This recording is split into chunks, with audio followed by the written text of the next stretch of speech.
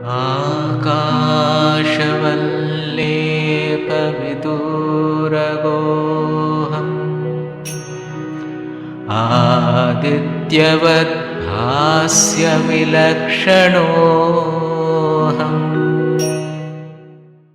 स्वराज्य साम्राज्य विभूतिरेषा भवत्कृपा श्रीमहिमप्रसादात् प्राप्ता मया श्रीगुरवे महात्मने नमो नमस्तेस्तु पुनर्नमोस्तु नमो नमस्तेस्तु पुनर्नमोस्तु नमो नमस्तेस्तु पुनर्नमोस्तु नमस्तस्मै सदैकस्मै कस्मै चिन्महसे नमः यदेतद्विश्वरूपेण राजते गुरुराजते यदेतद्विश्वरूपेण राजते गुरुराजते. One question is about this cultivation of the sattva guna, rajoguna. How much we can do, and can everybody go to the same level or not? These are all valid questions. So I thought of giving some clarity on that. See, as far as the body is concerned, our freedom is very less. Body, we can change the guna constitution by giving sattvic ahara, food and all. Still, some inherited constitutional features will be there, which is very difficult to change. Sometimes we can see it in the feature of the face, feature of the fingers, feature of the toes.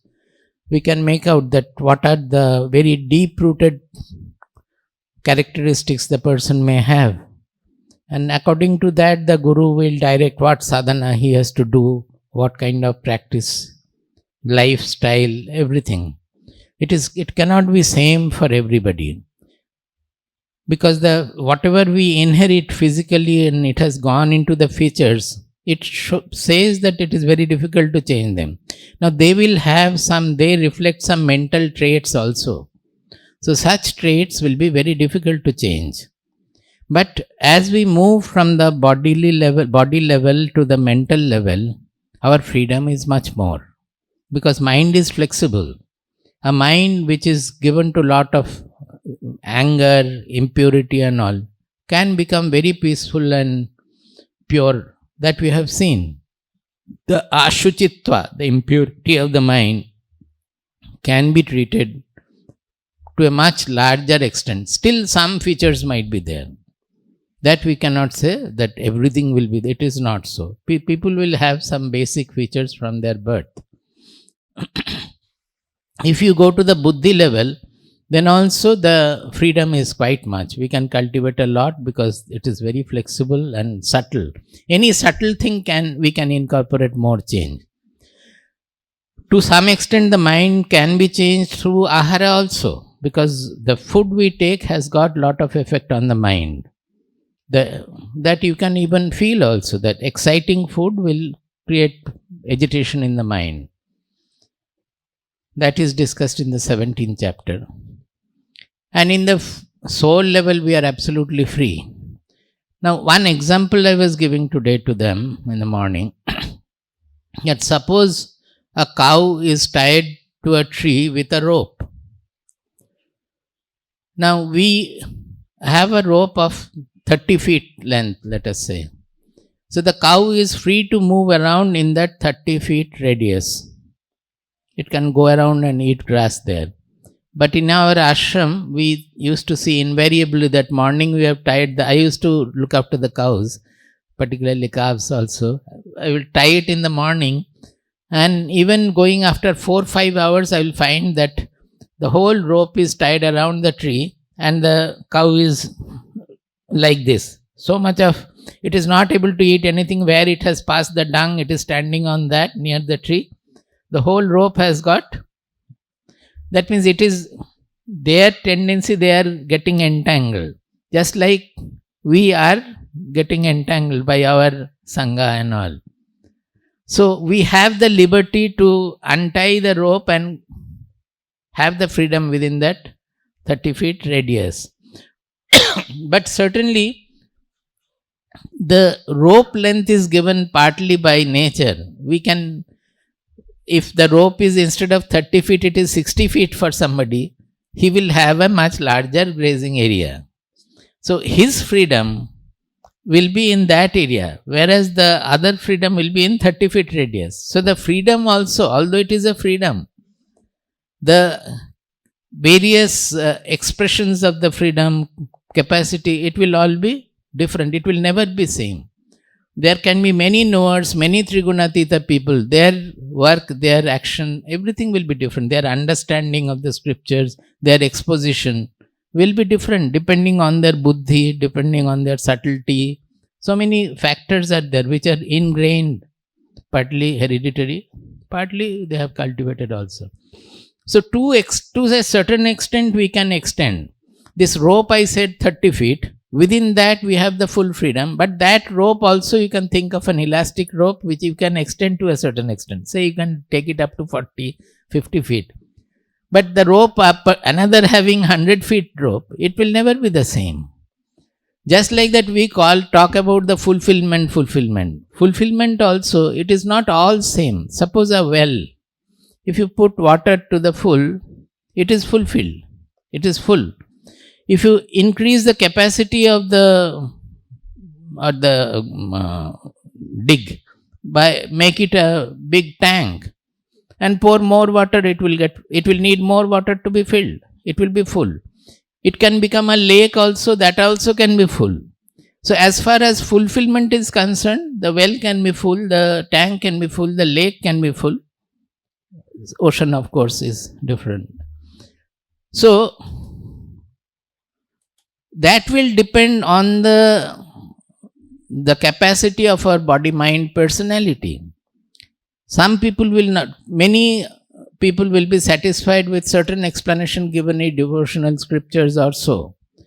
Some people who are more research oriented, investigative, they will not be satisfied with that. They would like to go deeper into it, and until they are logically satisfied according to their rational thinking, they will not be fulfilled. So their understanding of the scriptures will be a little different. Not that the truth is different, truth is same.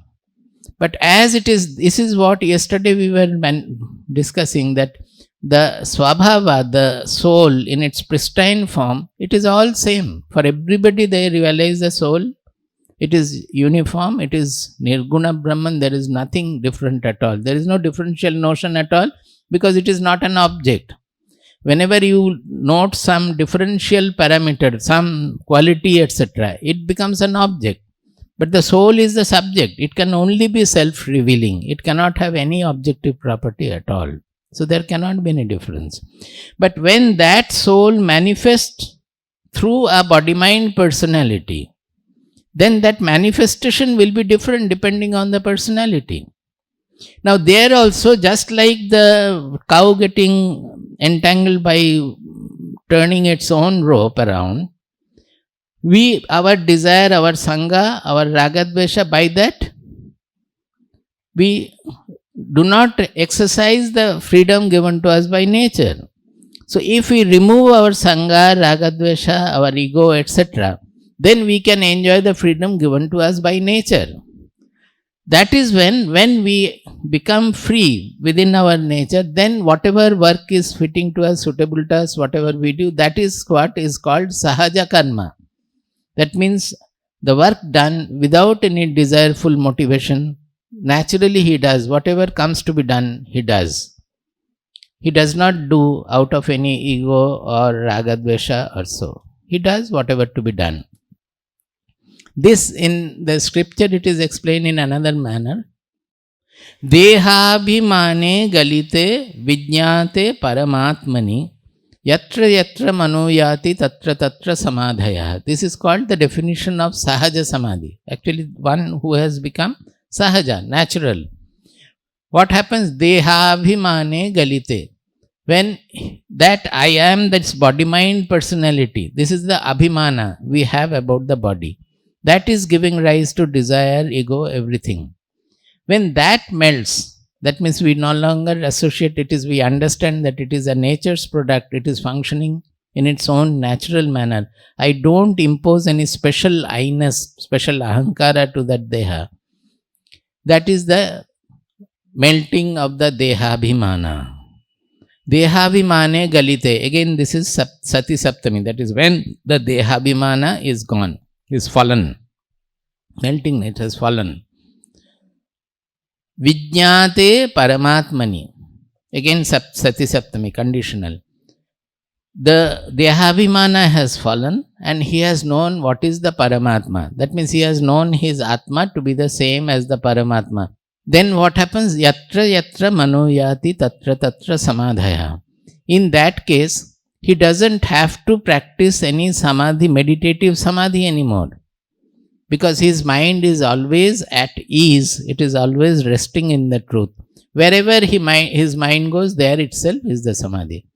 Because he doesn't find anything other than the Atma or the truth anywhere.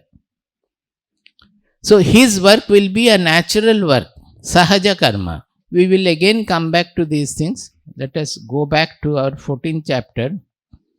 We have left it at the whatever qualities come before the death, he has there also the gunas follow for the next birth or wherever he is born. That is determined by the guna effect, which I said that which is true for sleep also. Before we sleep, whatever guna is maximum, according to that the dreams will be there. Karmanas sukritasyahuhu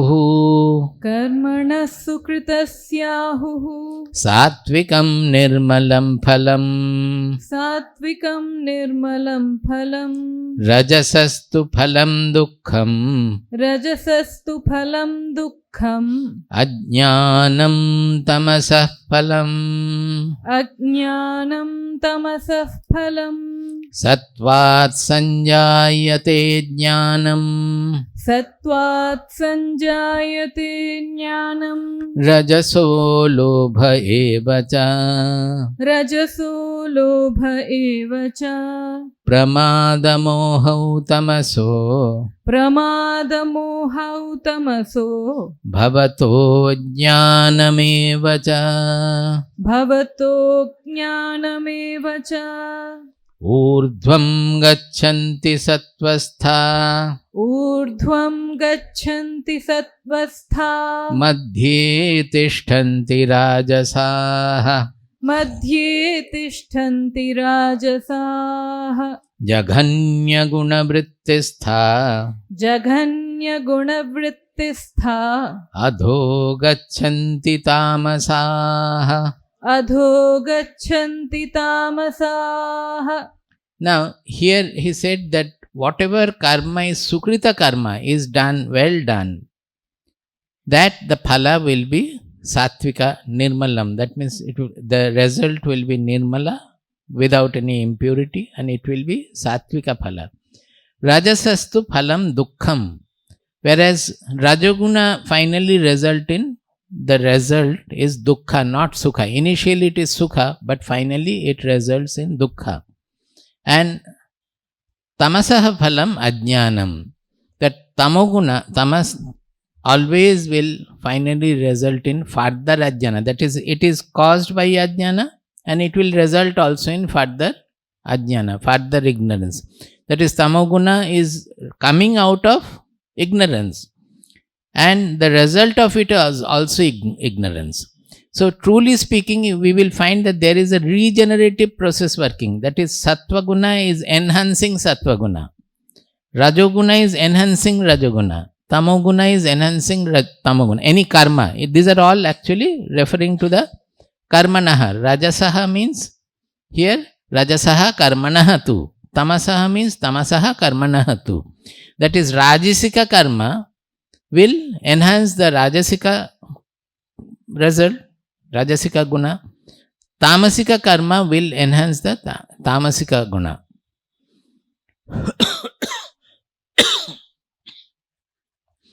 Why they say that sattvika karma? I had already done it, going to the 18th chapter. Again we will do.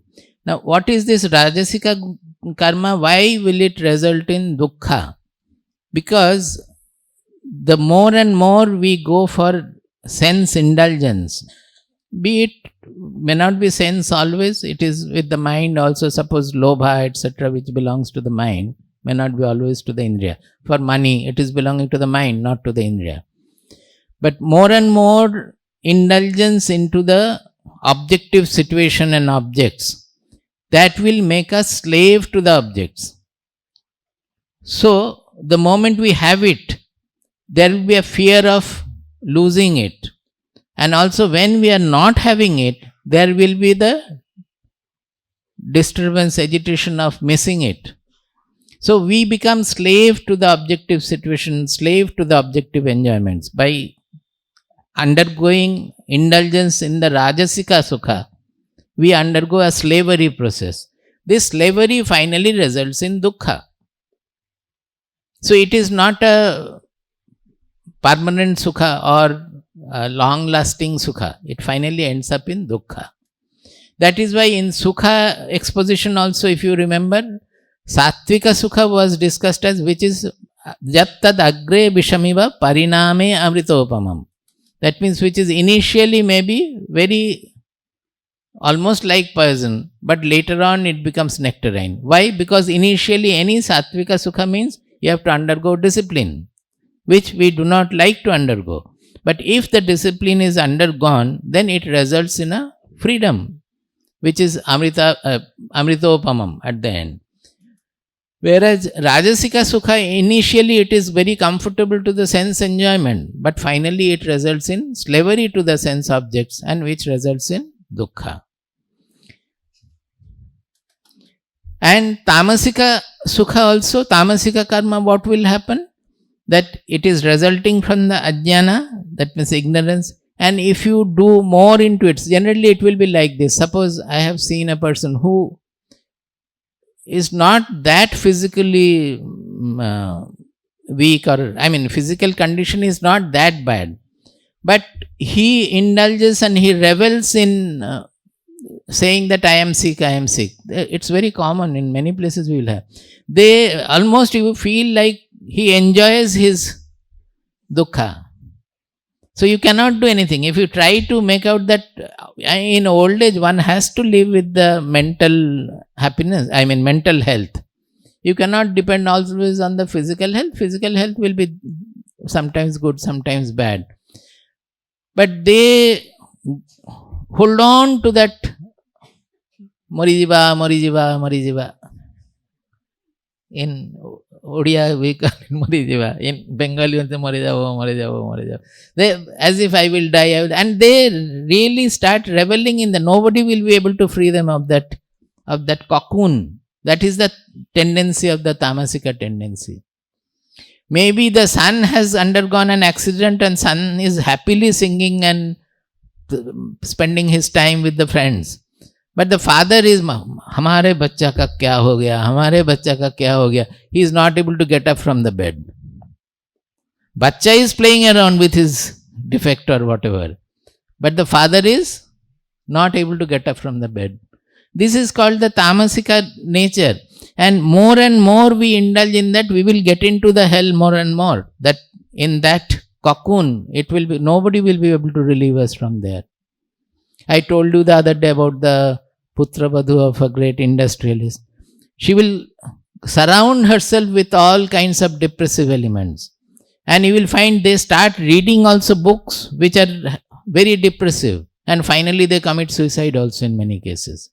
That depression takes them to further and further depression, and finally they commit suicide. It can happen like that also. So if we can somehow change our surroundings into a sattvika environment, that will work and change our mind, change our buddhi. At least some sattva guna will be imbued in the mind and buddhi. Now with that sattva guna, you will feel that the sattvika surrounding you have started liking. Maybe the new friend circle, new books, the other things you have started, food, the choice of things have changed. The more that choice has changed and you take to it, that again influences the mind and buddhi, make it more sattvic. So I call it a regenerative process. You can call it iterative process also. That is, whatever you do, that result of it, it enhances that particular guna. This is what this shloka are wanting to say.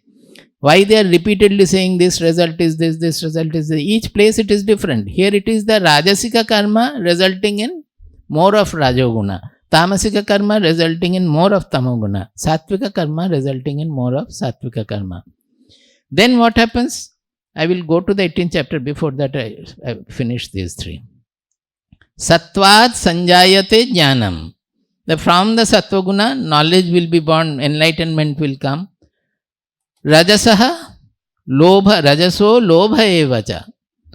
That rajoguna will give rise to greed, and you will be caught more and more by the sense indulgence.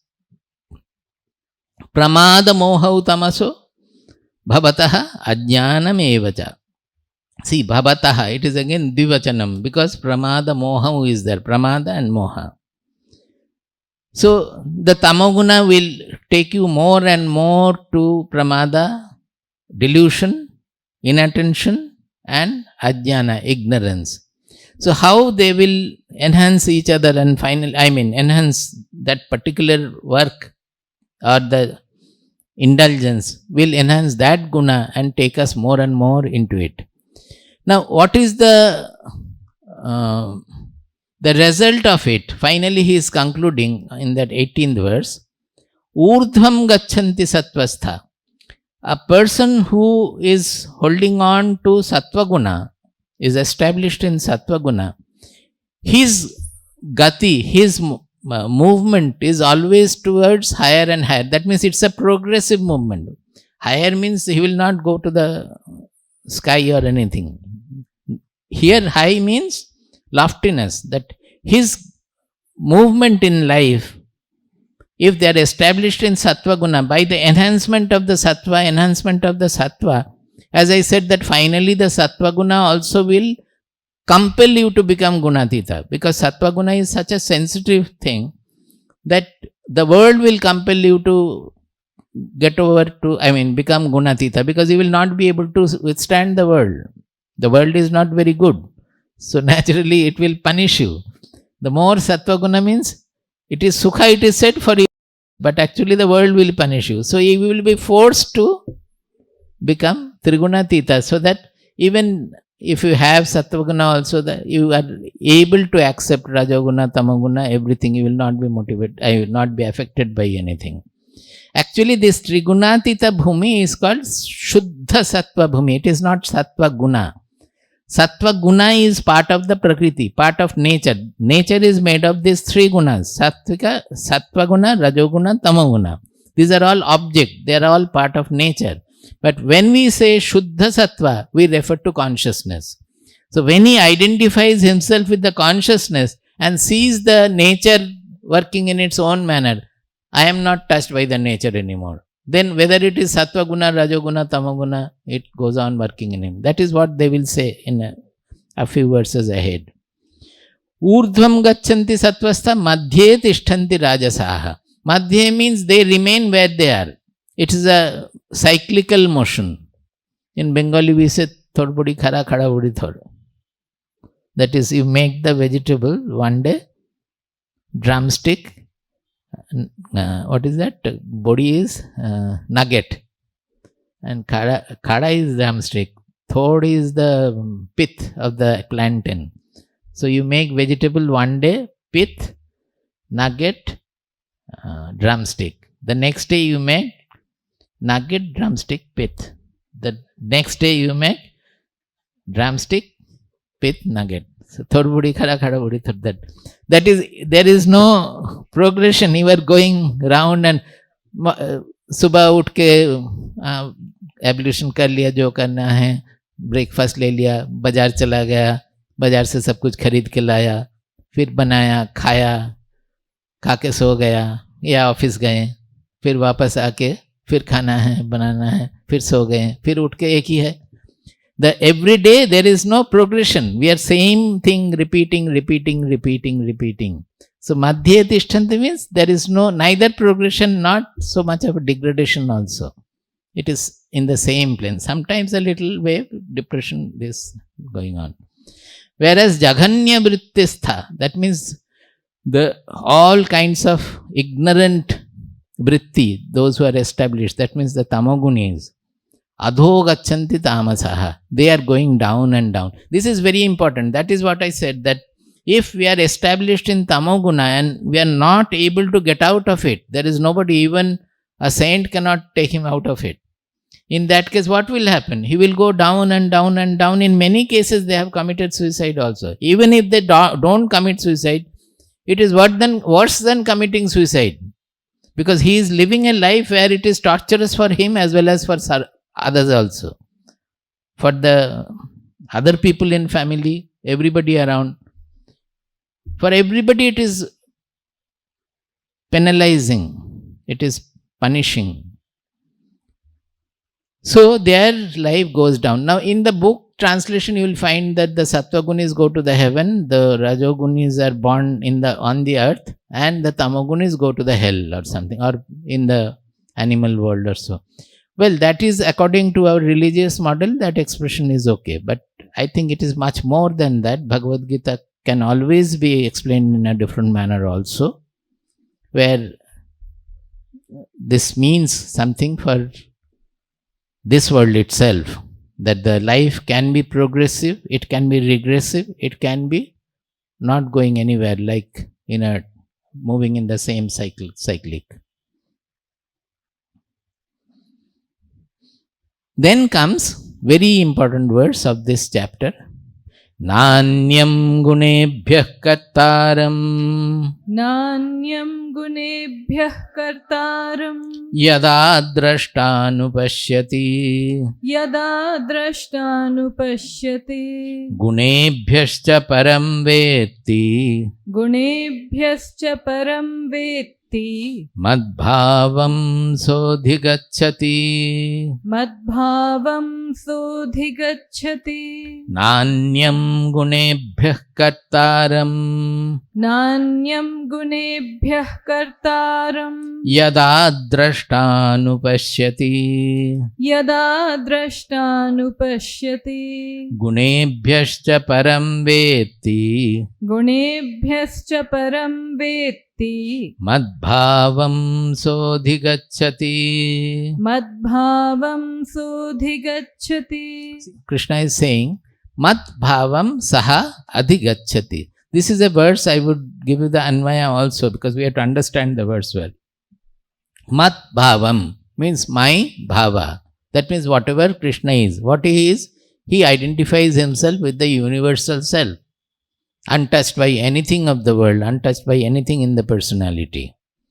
Mat bhavam saha adhigacchati. He attains my bhava. That means he becomes like me. That means he also becomes liberated. Now who becomes like that? Yada drashta. Drashta means jiva. Drashta means we are the drashta, we are the seer, and whatever we see, that is the seen. Is it not? Whatever is there in the world, it is seen. And I am the drashta. If you go to a subtler level, then even the thoughts and emotions, they are also seen. And I am the drashta. I am the seer. So, yada drashta gunebhyah anyam kartaram nanupashyati. Yada drashta gunebhyah Gunebhya means from the gunatraya, from the three gunas. It is Panchami Vibhakti. Guno se, gunebhyaha, guno se, triguno se. Gunebhyaha anyam kartaram, that is, there is no other karta or doer than the three gunas. Gunebhyaha anyam kartaram na anupashyati, he doesn't see. Gunebhyah cha param veti. Not only that, he sees something transcending the gunas also. That means he sees the reality. That is, he understands, he attains the reality. Then what happens?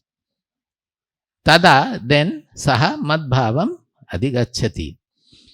Now, yada drashta gunebhyah anyam kartaram na anupashyati, they have given. Not just pashyati. Anupashyati means following, seeing something.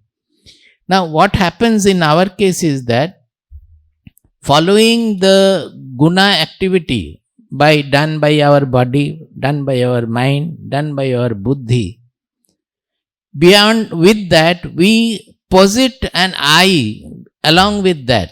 Posit means we fabricate an egoistic my image. हमारा एक मूर्ति हम खड़ा करते हैं कि वो हम हैं जो ये कर रहे हैं, जो ये खा रहे हैं, ये देख रहे हैं, ये सोच रहे हैं. उसमें हमारी तादात्म्य लगाते हैं. हिंदी में तादात्म्य समझते हैं ना, हमारा आत्माभिमान उसमें लगाते हैं.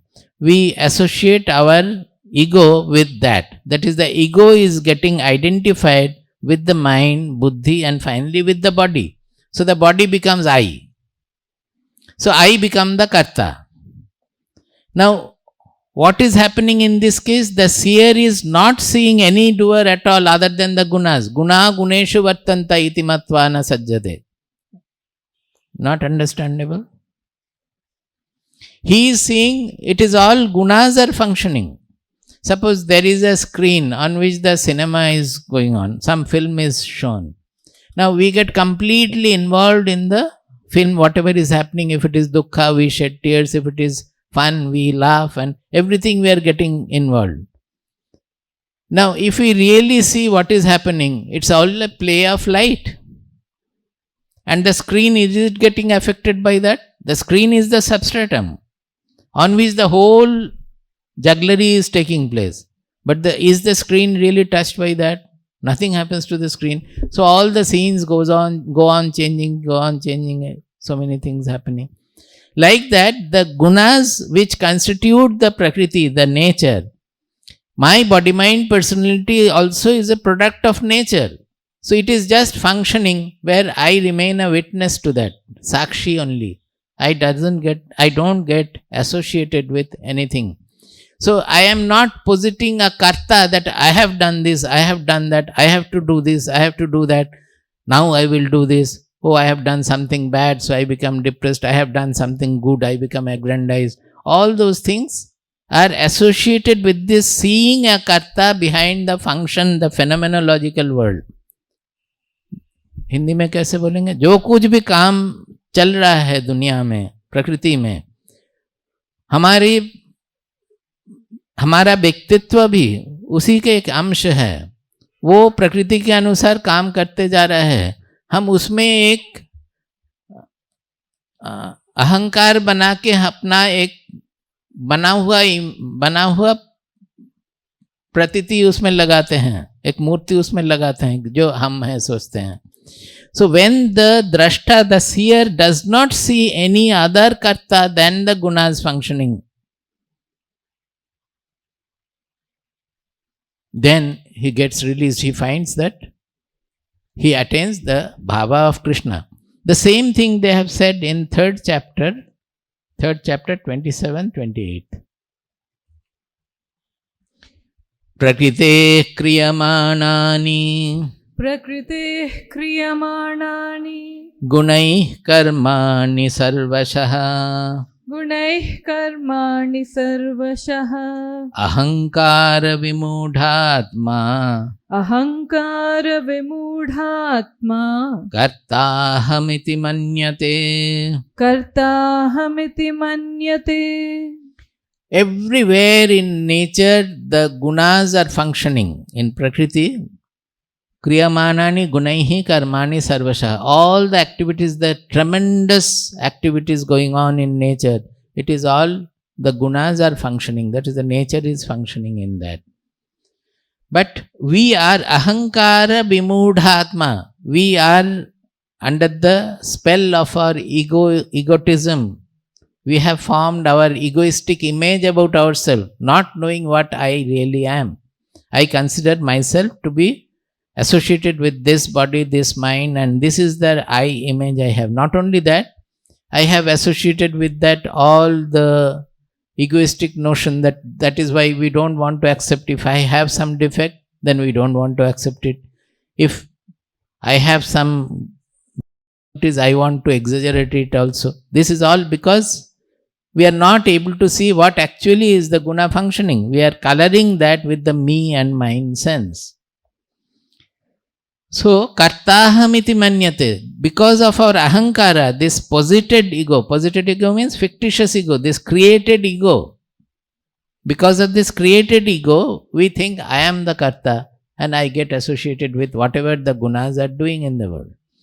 The next verse, Tattvavittu mahabaho Tattvavittu mahabaho Gunakarma vibhagayoho Gunakarma vibhagayoho Guna guneshu vartanta Guna guneshu vartanta Iti matva na sajjate. Iti matva na sajjate. He said, but one who is a Tattvavit means who knows the truth of what? Gunakarma vibhagayoho Tattvavit. O Mahabaho, O Arjuna, one who is a Gunakarma vibhagayoho Tattvavit. That means who knows the division of the three gunas very well, and also what are the corresponding activities, guna karma. That means what kind of karma is resulting from each kind of guna. That also he knows very well. So that the whole nature he can see how the gunas, the three gunas are functioning. Whatever is happening, he can see the three coordinates everywhere, clearly. Such a person, that means Tattvavit means knower actually, who knows the three gunas and their different activities very well. He understands that guna guneshu vartanta.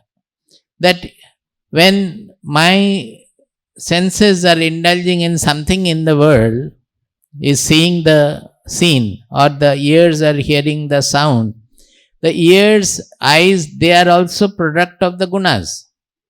And what they are interacting with also are gunas. It is all, that is why I am using the word repeatedly, phenomenological. There is no I in it. It is all, the gunas are functioning. It is like the cinema screen. What is happening? The light of different kinds, they are playing. When we understand what is happening, oh, it's only a play of light, and that too, the scenes are moving, so we are not able to understand. We are considering it to be a real life situation. But actually there is nothing. Iti matva na sajjate. They never develop any clinging to anything. Knowing this very well, they do not develop any clinging to any of the enjoyments or any of the dukkhas or anything. Even before that also, in second chapter, he has mentioned, after talking about the yajna in Vedas and all, that yam imam pushpitam vacham, in 45th verse of second chapter, after he has criticized the karmakanda of Vedas, you will find in all Upanishads, many of the Upanishads, the karmakanda of the Veda will be criticized. It is not to do ninda for the Vedas. It is not to degrade the Vedas. But it is only to caution people not to get caught by the Vedas. Not to get caught by the karmakanda. Karmakanda means the ritualistic section of the Vedas, where yaga, yajna, everything is discussed. Various acharas, various practices, all these are discussed in the karmakanda part of the Vedas. Now, The problem is that when people are given to the practice of karma kanda, yaga, yajna, those who are given to priests, those who are given to that kind of a practice, they start reveling in that and they don't go forward. They get stuck there. That this is the final. That is the Jaimini Sutras always. They project that other, whatever is written in the Upanishads, they are all only exaggeration, Arthavada. Actually, it is the karma we have to do. So thus such things are there. Those who are interested in reading the Shastras will know. So when the Upanishadic rishis want us to progress further towards knowledge and finally get liberated, that is, liberation is Jivan Mukti. In this life itself we have to get liberated. Then they caution us that don't get caught by the ritualistic part of the Vedas. They are limited. Well, they will make your personality orderly, integrated through austerity, etc. They have many good results. But the final purpose of the rituals is to promote you to knowledge section and finally get liberated, not to get stuck there. When Swamiji was removing the derogatory practices of the temples in Kerala, about 6-7 movements Swamiji has fought. We also fought with him.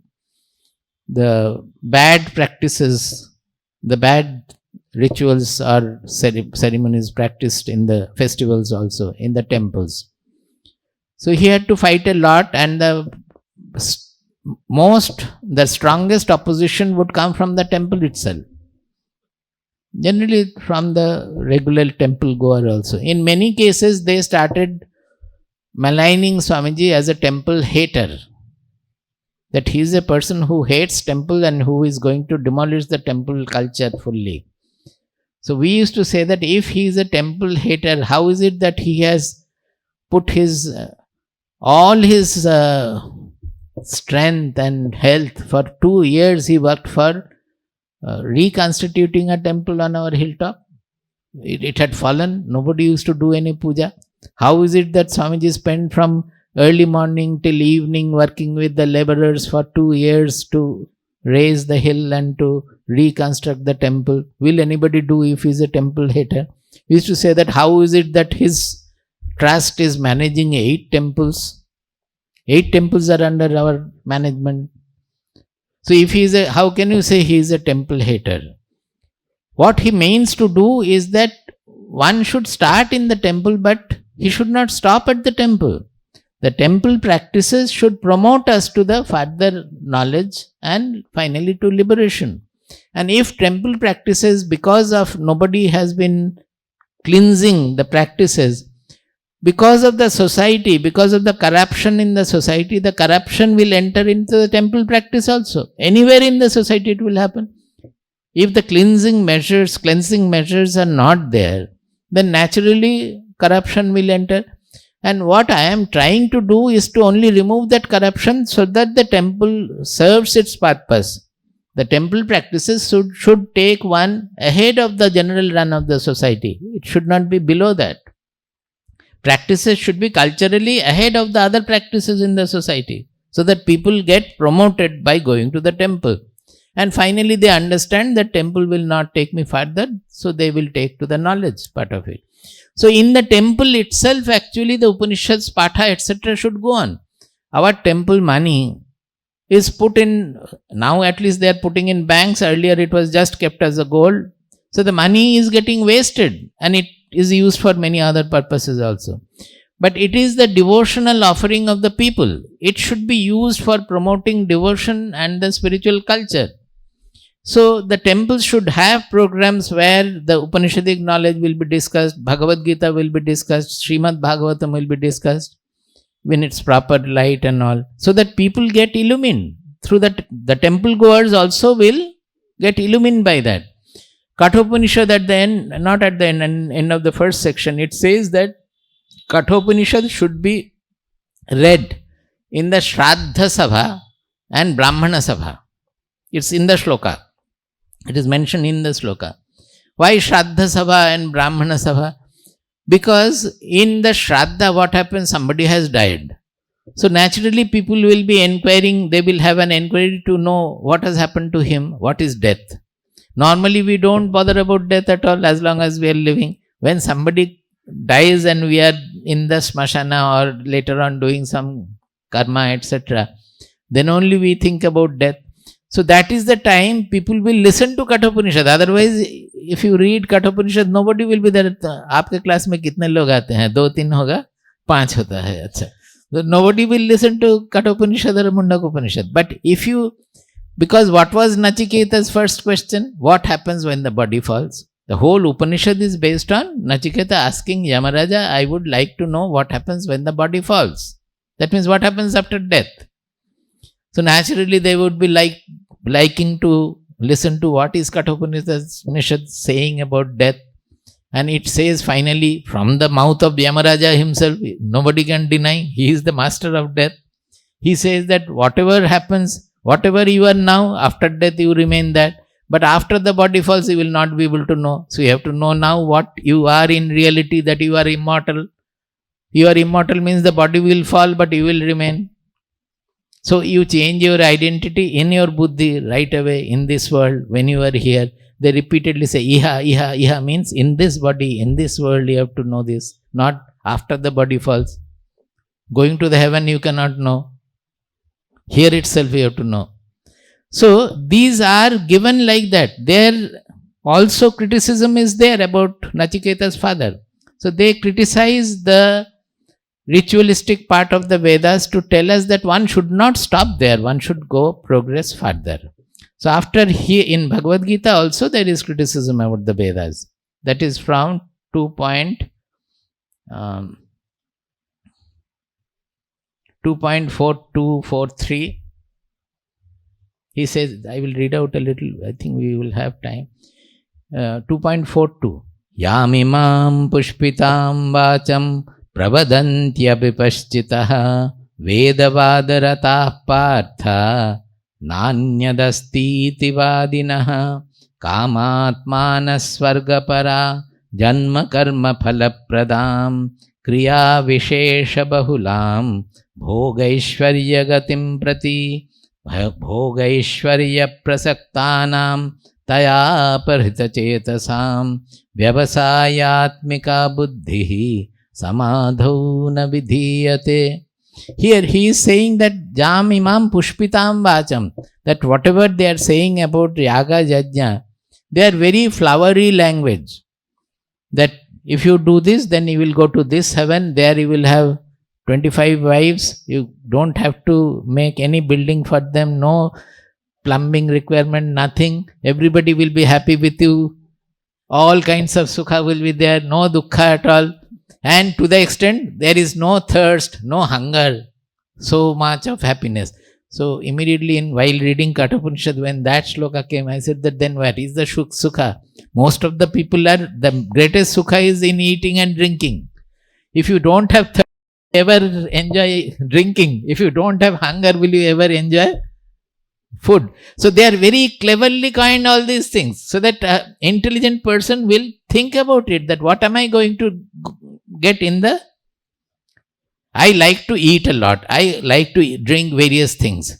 Now that is why I want to go to the heaven, that there will be free drink, free food and all. But at the same time, if I don't have thirst, if I don't have hunger, what is the point?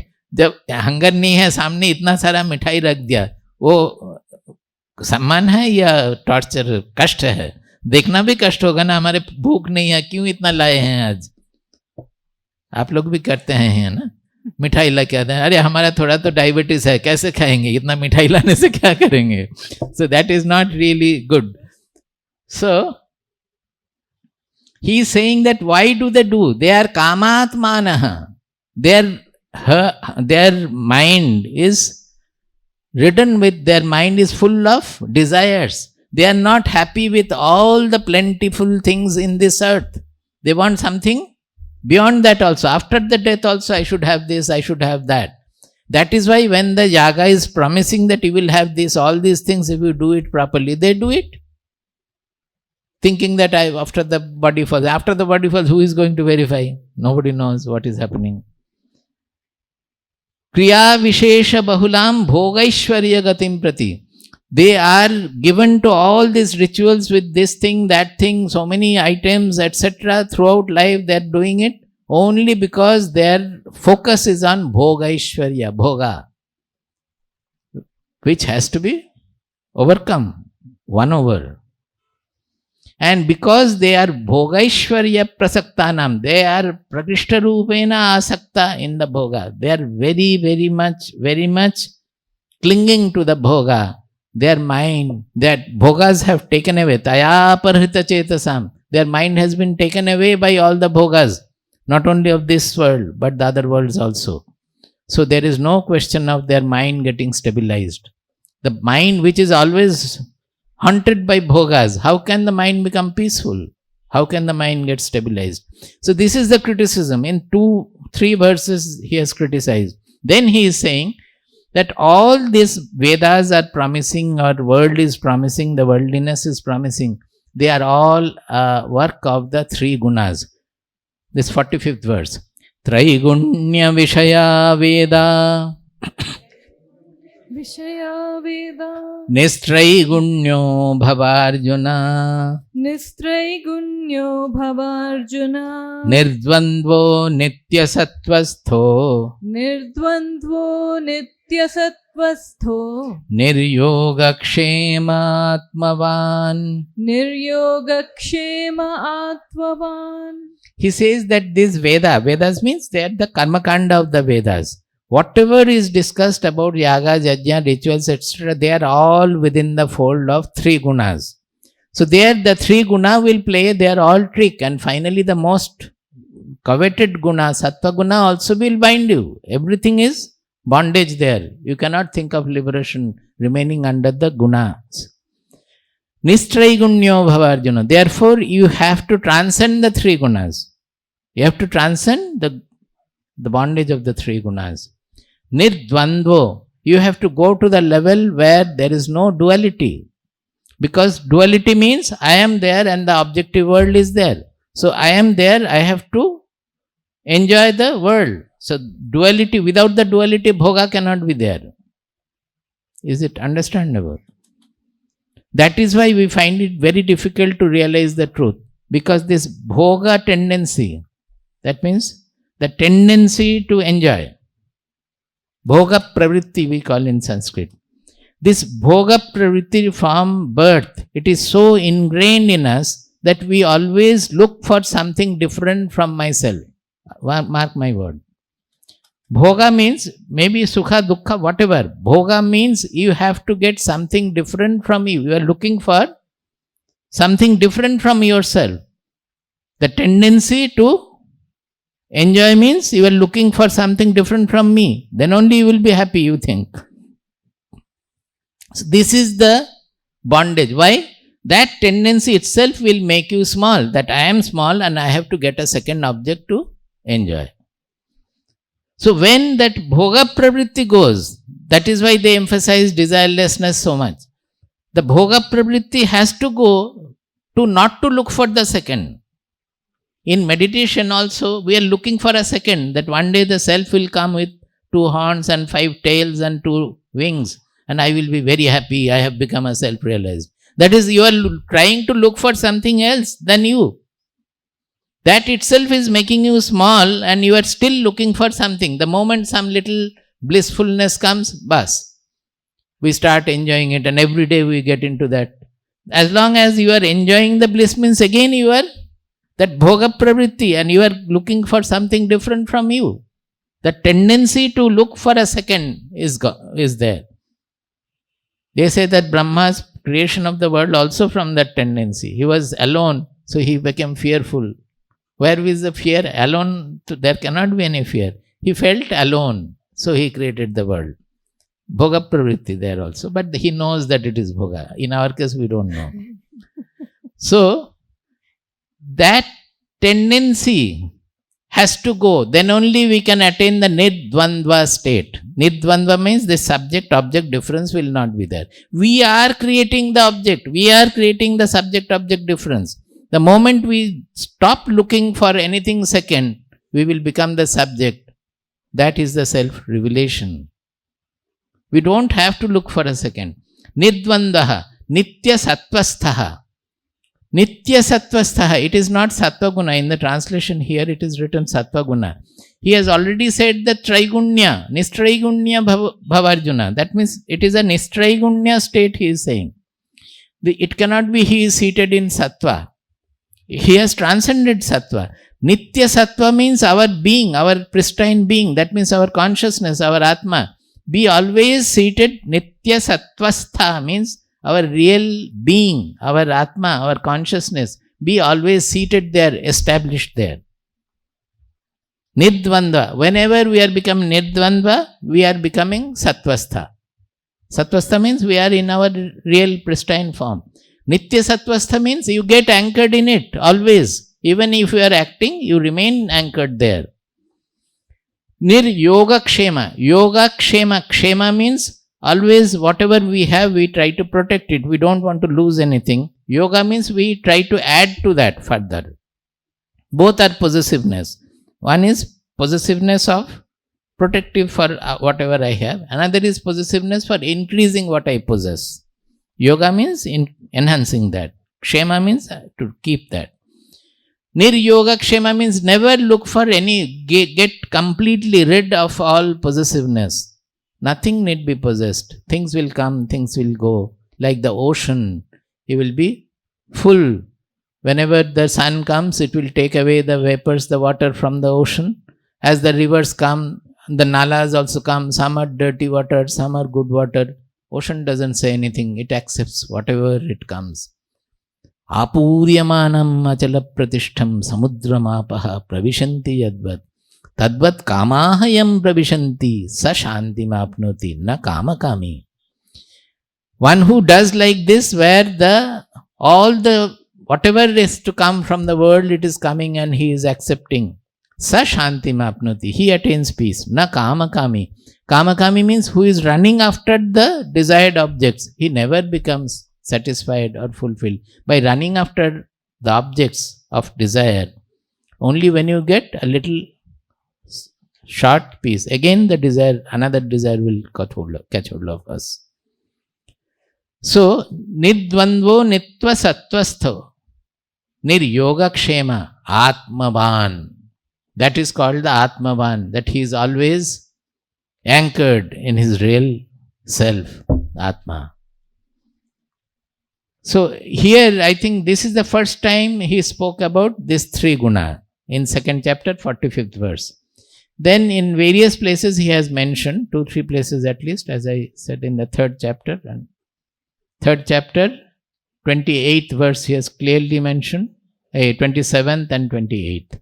So, Nanyam gunebhyah kattaram yada drashtanu pashyati gunebhyascha param vetti madbhavam sodhi gacchati.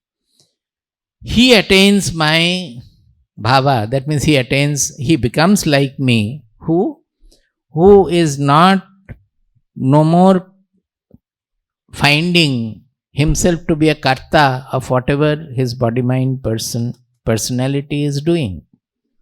He doesn't assign in special kartritva, doership, or even enjoyship to the body, mind, personality. The senses will enjoy the objects, sometimes will suffer also. The mind also will sometimes be happy from the happy situation, sometimes will suffer dukkha from the dukkha situation. Both will be equally accepted, like the sea, like the ocean. He will not get disturbed by anything at all. Because he is not creating any special identity with that, a special egoistic identity, a small identity with whatever is taking place there. Now, there are gunebhyascha param vetti. That means it is not just that the gunas are functioning phenomenologically, then it is materialism. He sees gunebhyascha param vetti. This is the more important. That is transcending the three guna functions. There is some reality. That is the reality. That is the substratum on which the gunas are appearing to be. The gunas are not reality. They are only objects appearing on the consciousness. So the second part is most important. Gunebhyascha param vetti. That which is superior, which is transcending the gunas, He knows that. That is what he is. His I. He understands that witness, that Sakshi, that I. Madbhavam sodhi gacchati. It is actually not the Sakshi, it is further than that. Let us accept the Sakshi now.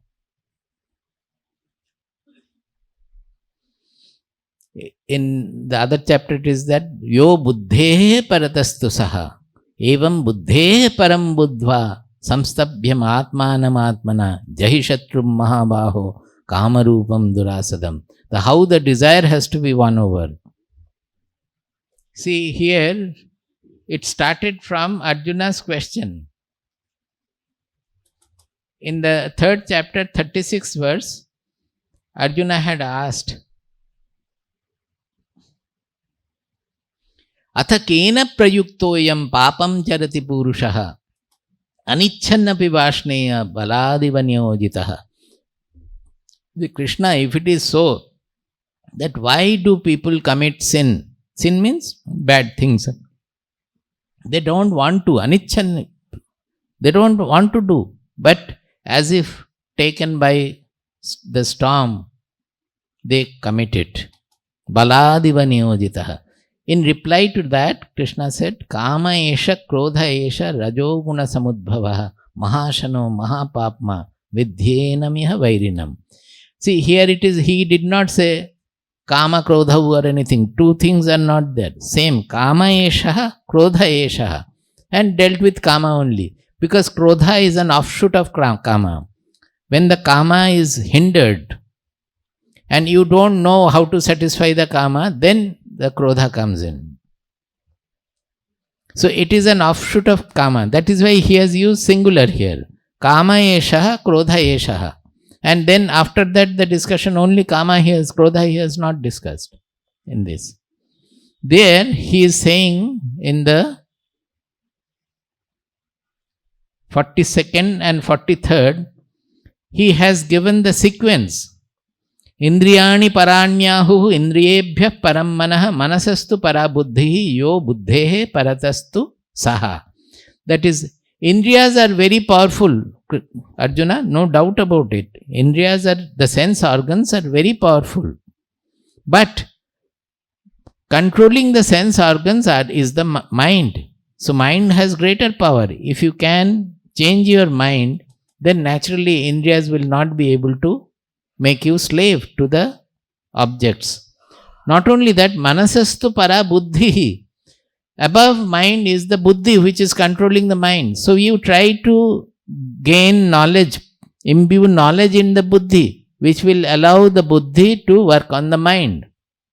If the buddhi is illumined, then it will be asking the mind not to do and mind will obey it also. Generally our buddhi is not understanding. So the first thing is the understanding. Buddhi is the most important.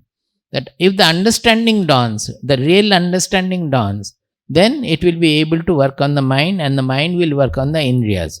Now, what about the buddhi? Because this pollution comes to buddhi also. The buddhi also gets affected by the slavery. So he says, Yo buddhehe paratastu saha.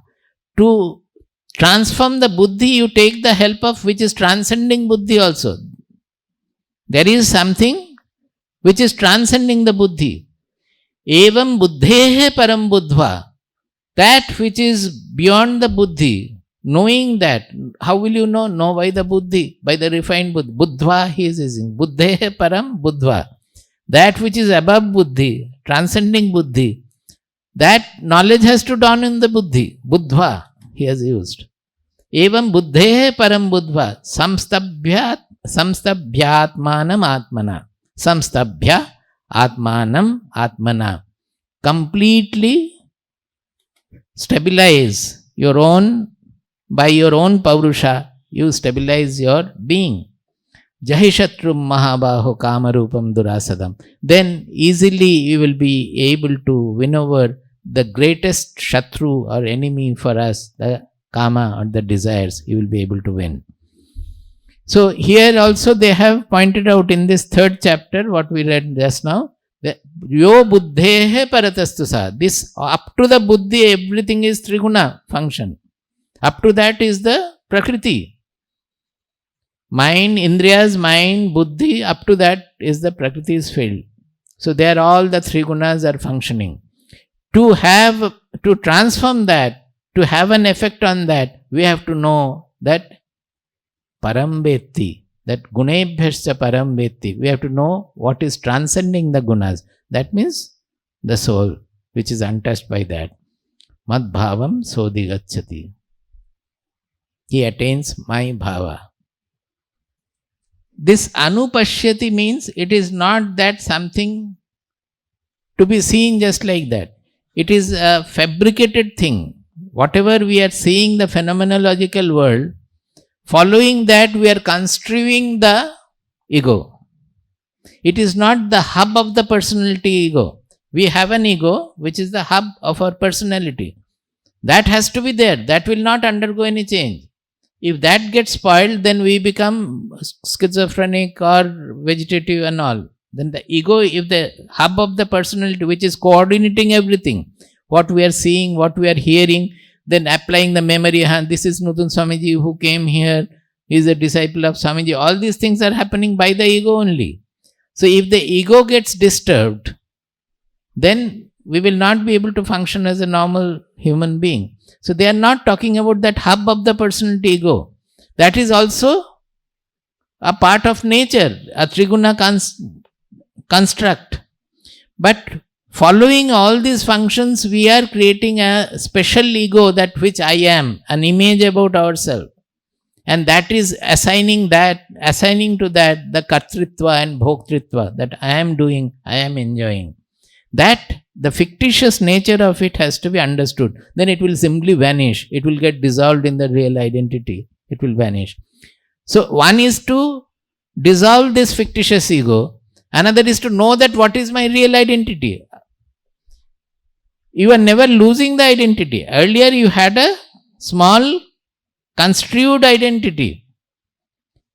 That has to get completely dissolved in the real identity. So this ego going means it is getting fused, getting completely dissolved in the real identity. There is no question of losing the identity at all. That I-ness first is with the body also. Then it goes to the mind, thoughts, intelligence. Then finally it assigns with the ego only. Then it goes to the real universal identity. This is the point. So this verse is extremely important. Prabuddham vimuktam vikārādihinam prasannam sada nitya bodhasvarupam param nishchalam nirgunam sarvarupam bhajeham sadanusmarami pranomi. Prabuddham vimuktam vikārādihinam prasannam sada nitya bodhasvarupam param nishchalam nirgunam sarvarupam bhajeham sadanusmarami pranomi.